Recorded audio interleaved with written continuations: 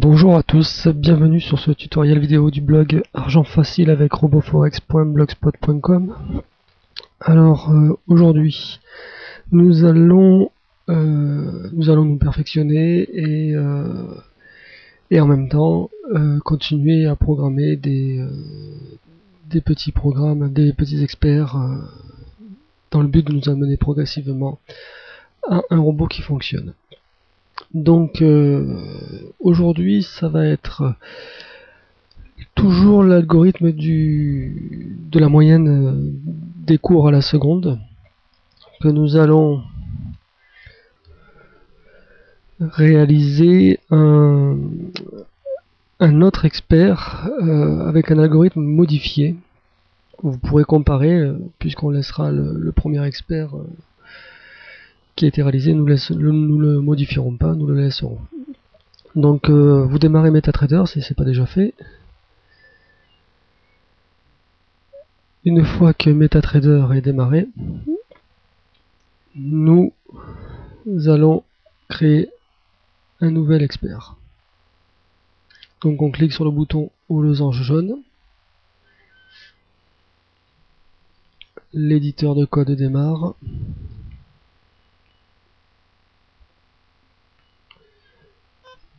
Voilà.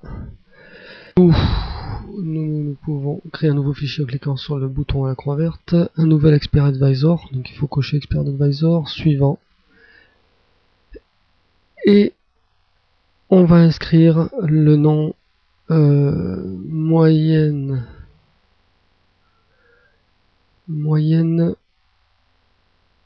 par seconde 2. Ça va être notre deuxième version qui sera plus fiable, plus robuste, c'est-à-dire sans bug. Je vous laisse arriver au même point, mettez sur pause et vous revenez quand c'est fini, quand vous y êtes.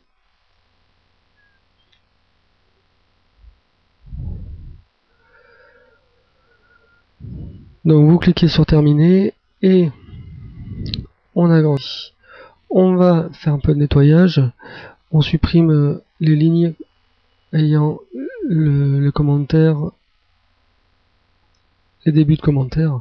Il y a 6 lignes à supprimer, on y verra plus clair. Voilà, vous supprimez ces lignes, vous revenez quand c'est fait.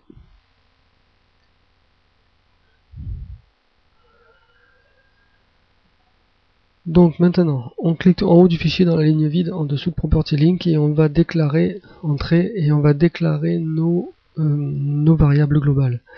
Nous avons besoin, comme dans le premier expert, de deux temps, deux marqueurs de temps. Date time, entrée, donc le temps en cours traitement, virgule, et le temps tick actuel. Voilà, point virgule, entrée. Vous mettez la même ligne, vous mettez sur pause et vous revenez juste après.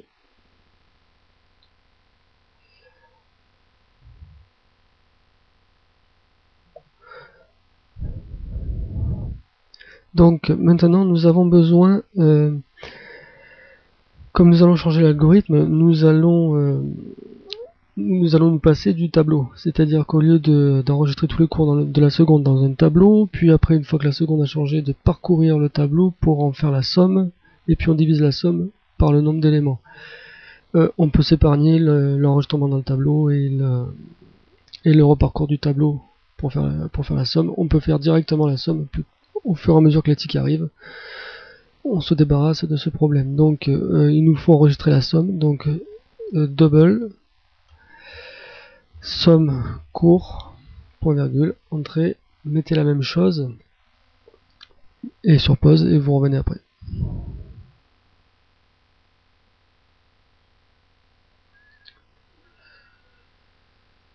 Ensuite, évidemment, nous avons besoin d'un nombre entier qui va contenir le nombre de ticks dans la seconde. Donc on va compter les ticks qui arrivent, qui sont dans la même seconde. Int nb tick dans seconde. Voilà, j'ai mis un s à tick cette fois-ci. Point virgule, entrée. Je vous laisse faire de même, mettez sur pause, vous revenez après.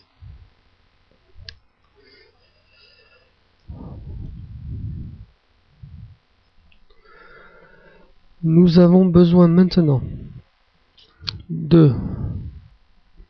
d'enregistrer les constantes pour ne les avoir déclarées qu'à un seul endroit plutôt que plusieurs endroits dans le code. Donc une chaîne de caractères du texte pour le nom du label qui va afficher la moyenne. Donc string, entrée, nom, label. Alors pour faire une distinction entre les variables et les constantes, parce que pour MQL4 c'est la même chose, il n'existe pas de constante spécifique, d'objets spécifiques aux constantes, ce ne sont que des variables. Nous, une constante, ça sera une variable dont la valeur ne changera pas, elle est fixée pour tout le programme et elle ne change pas.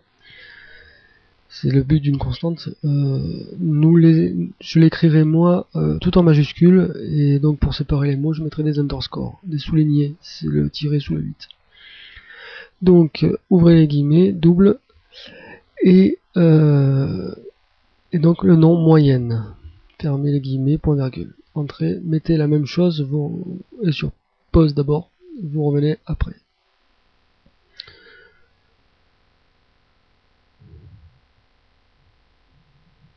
Ensuite, nous avons besoin aussi d'une autre constante, la taille du texte. On utilisera deux endroits comme le nom. Donc, c'est un entier int taille texte égale 10, point virgule, entrée, voilà. Mettez sur pause et faites la même chose.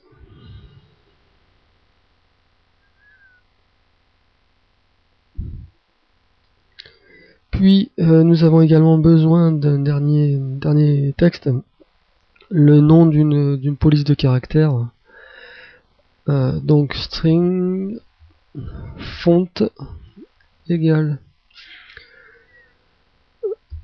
Arial, voilà, avec une majuscule Arial. Point virgule. Entrée, vous mettez sur pause, vous saisissez la même chose et vous revenez juste après.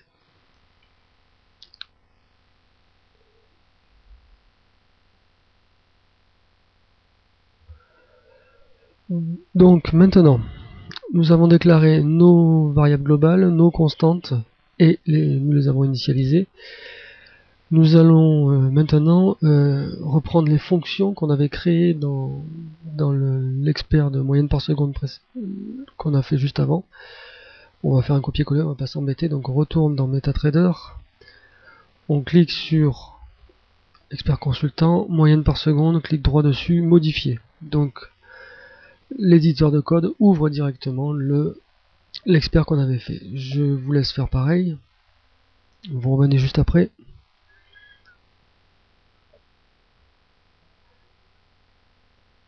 Donc maintenant nous allons à partir juste au-dessus de la fonction double obtenir cours actuel, on a besoin de cette fonction. Donc on clique sur la ligne vide, on tire et on prend les trois fonctions, créer label et effacer objet graphique. On s'arrête sur voilà, on tire jusqu'à la ligne vide en dessous de effacer objet graphique. On ne prend pas calculer moyenne puisque cette fonction calcule une moyenne en prenant un tableau. Nous n'avons plus de tableau, donc plus besoin de ça. Notre calcul de la moyenne, ce sera une simple division. Nous n'aurons plus besoin de ce tableau, de cette fonction-là. Donc, vous sélectionnez ça, vous faites CTRL et C, voilà, CTRL C pour copier. Et faites de même, vous revenez après en ayant mis sur pause.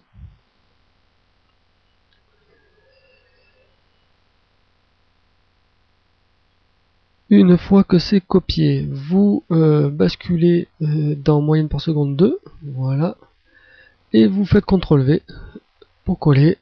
Voilà, on ne s'est absolument pas cassé la tête. Je vous laisse faire pareil, vous revenez quand c'est fait, mettez sur pause. Donc nos fonctions sont réutilisables. À un détail près, nous avons mis ici la taille du texte dans une constante et on va mettre ici à la place de cette constante là taille texte, voilà. On va même rajouter virgule font, puisqu'il faut préciser la fonte, virgule, et la couleur, donc W majuscule, white. C'est une couleur web, voilà. Il a reconnu le mot, donc il l'a mis en bleu. L'autocomplétion ne reconnaît pas les couleurs web, le nom des couleurs web, donc il faut pas faire de faute en les frappant. Majuscule au début. Voilà. C'est bon pour ça. On laisse nom ici, puisque le nom du label c'est dans la fonction, donc elle recevra le nom du label ici, qu'elle réutilisera là. Donc non et non. On laisse ça. Vous faites ces trois petites modifs, taille texte, font et white, et vous revenez juste après.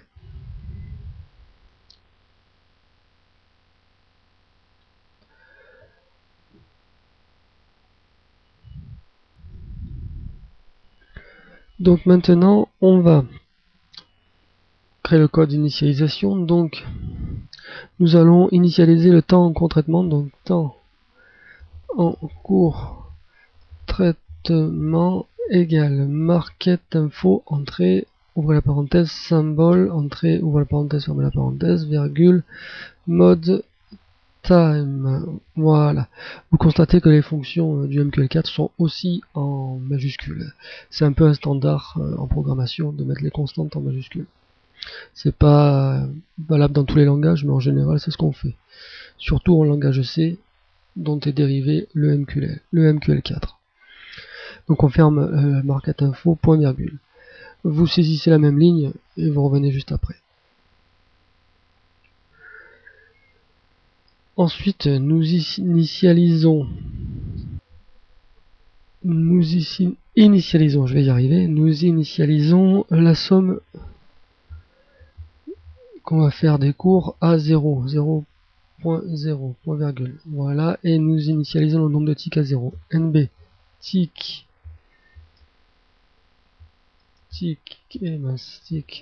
dans seconde égale 0, point virgule. Voilà, un c'est un nombre décimal et l'autre c'est un nombre entier. Donc voilà le pourquoi de la différence.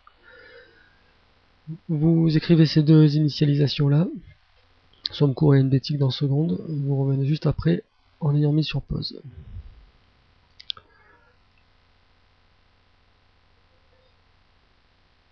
Ensuite, maintenant, on va créer le label graphique. Donc, créer label, voilà parenthèse. Là, on va mettre le nom qu'on a mis dans la constante, nom label, virgule, on va mettre des coordonnées 1,1, on va pas se casser la tête puisque ça va être transformé, ça, point virgule.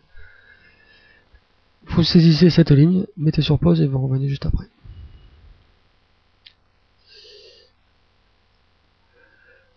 Donc, l'initialisation est complète. On va déinitialiser, là ça va être très dur.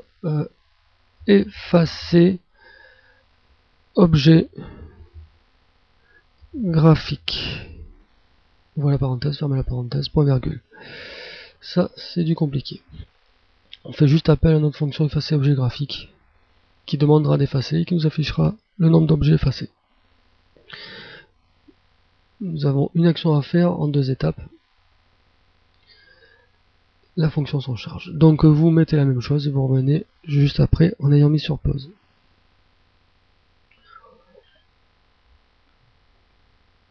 Maintenant, nous allons créer le code de la fonction start. Donc, première des choses à faire, déclarer une variable. Donc, déclarer une variable dont nous aurons besoin. Donc, la moyenne du cours, nous en avons juste besoin à l'intérieur de cette fonction. Double entrée moyenne cours. On l'initialise à 0 pour qu'il n'y ait pas de valeur aléatoire, une valeur qui traînerait dans la mémoire. Voilà. Et on récupère le temps du tick qui vient d'arriver, donc le tick en cours. Donc temps tick actuel égale market info market info entrée, ouvrez la parenthèse, symbole, entrée, ouvrez et fermez la parenthèse, virgule, mode time, fermez la parenthèse, point virgule. Vous saisissez ces deux lignes et vous mettez sur pause et vous revenez juste après.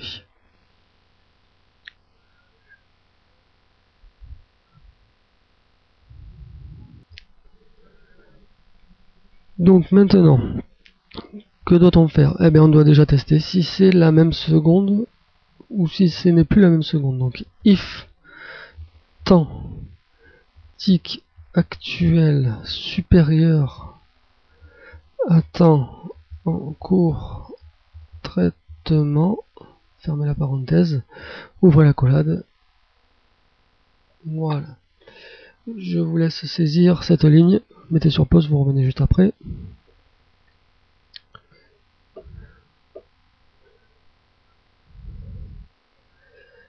Donc si nous ne sommes plus dans la même seconde, qu'y a-t-il à faire? Entrée, tabulation pour augmenter l'indentation. Que doit-on faire? Il y a donc trois choses à faire. Calculer la moyenne, afficher cette moyenne, remettre le compteur à 0. Donc on calcule la moyenne. On calcule seulement si le diviseur est différent de 0. Donc if, ouvrez la parenthèse, nb tic dans seconde supérieur, strictement supérieur à 0, fermez la parenthèse, ouvrez la collade. Donc là on fait le calcul de la moyenne, donc moyenne cours égale donc somme cours divisé par nb tic dans seconde, point virgule, le calcul est fini, fermez la collade. Voilà, je vous laisse saisir cette ligne, mettez sur pause, revenez après.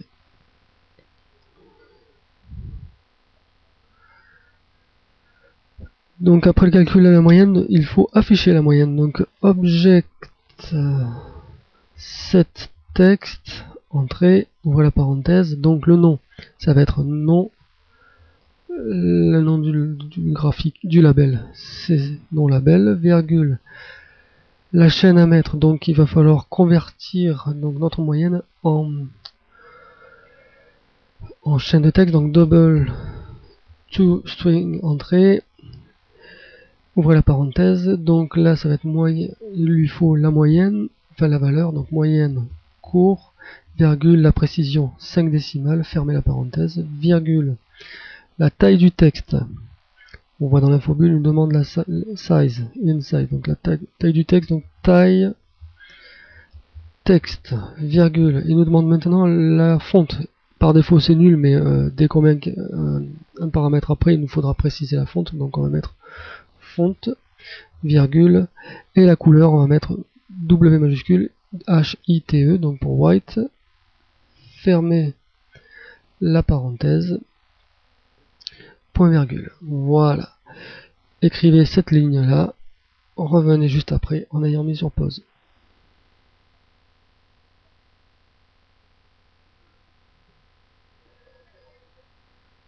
Donc une fois que nous avons calculé notre moyenne, affiché la moyenne, il faut remettre tout à 0. Donc somme, entrée, somme cours égale 0.0, point virgule. NB tic dans seconde égale 0, point virgule.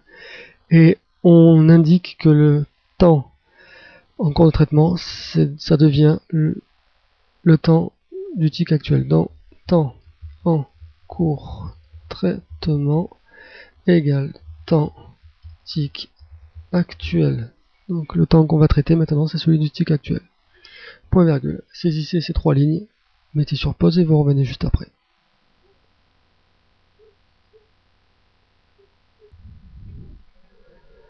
Donc après avoir fait tous les traitements, lorsqu'on a trouvé que le temps du tic actuel n'était plus celui du temps en cours de traitement, on va fermer donc le bloc, 3 petits retours arrière, 1, 2, 3, je ferme le bloc, avec le bloc du if avec la collade fermante, entrée. Maintenant, que reste-t-il à faire? Ce qu'il y a à faire pour chaque tic, on va donc additionner les cours dans la somme. Donc somme cours plus égal. Donc notre fonction s'appelait obtenir cours actuel. Donc obtenir cours actuel, ou la parenthèse ferme la parenthèse, point virgule. Donc le cours actuel obtenu par cette fonction va être additionné directement à la somme cours. Entrée. Et évidemment, il ne faut pas oublier d'augmenter le nombre de ticks, puisqu'on vient de traiter un tick, il faut augmenter le compte. Donc nb tick dans secondes plus plus. Donc là, on l'augmente de 1. Et c'est tout ce qu'il y a à faire. Vous saisissez ces deux lignes, mettez sur pause, vous revenez juste après.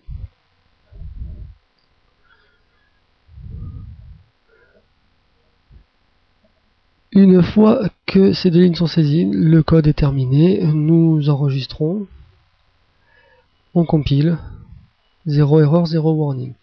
Vous faites de même, vous devez avoir 0 erreur, 0 warning. Si c'est pas le cas, il faut que vous compariez avec ce que j'ai fait. Il faut mettre exactement la même chose. Donc, ici vous avez une vue sur le dessus, sur le haut du code. Maintenant, sur le code au milieu.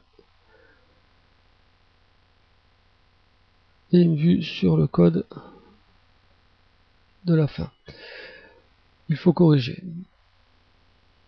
À partir de maintenant, je considère que vous avez 0 erreur, 0 warning, donc et que vous avez compilé, oui, forcément, vous basculez sous MetaTrader. Dans Expert Consultant, vous prenez moyenne par seconde 2, vous le glissez sur un graphique, vous cliquez sur OK, et vous voyez de suite que c'est en blanc, voilà, et que le cours fonctionne très bien, que la moyenne du cours fonctionne très bien. Par contre, il n'a absolument pas changé les coordonnées. À l'occasion, nous verrons cette histoire-là dans un expert ou autre. Il met toujours au même endroit. Il va falloir comprendre ce petit souci. Voilà, ça fonctionne très bien. J'espère que ça vous a été profitable. À la prochaine!